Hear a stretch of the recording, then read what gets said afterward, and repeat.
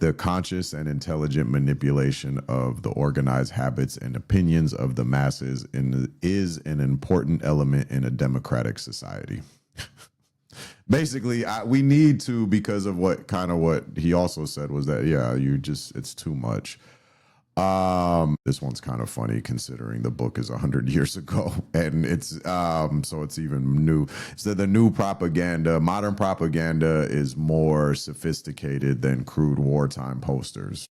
Yeah, well, see, that was the whole thing about like why propaganda ended up with like the pejorative, because after World War I, it became really apparent to everybody how much propaganda they had swallowed from the American, like the Allies, the United States, how much like the UK and the US propaganda about what was happening over there turned out to be lies. But it was also that they were saying a bunch of stuff Right.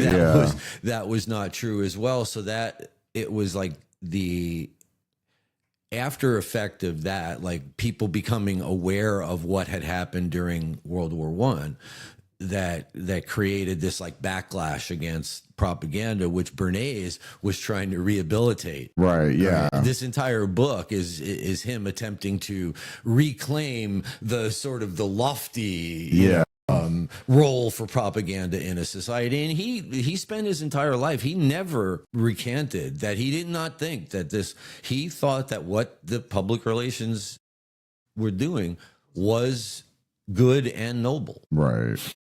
Now, we might, given the environment that we now live in with all of these conflicting stories and everything, we may question that, but that we live in that where there are experts, telling us whether it's, 4 out of 5 dentists recommend this, or whether it's the untold number of ads for drugs. Ask your doctor about Abilify.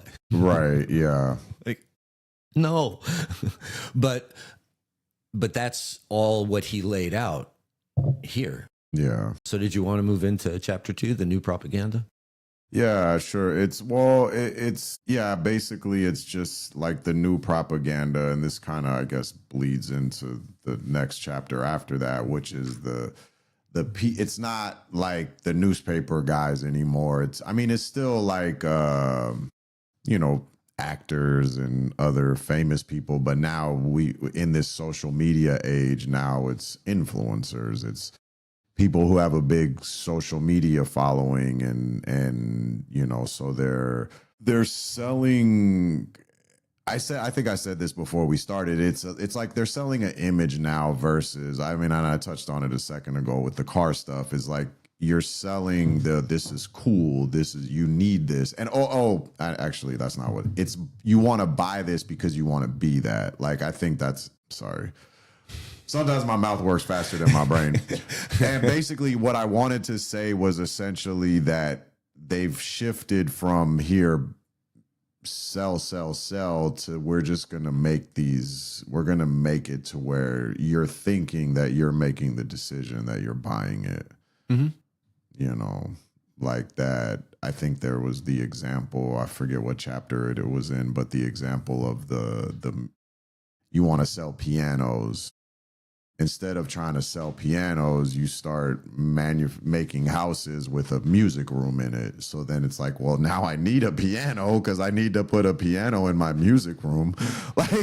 So instead of selling it, like, no, I want to buy a piano, which in my sales training is, I'm sure a lot of my sales training, because that's what when we talk about selling, it's like you want to sell like the idea of what it's going to give you, how it's going to benefit you, and make the person want to buy it versus they're feeling like they're being sold.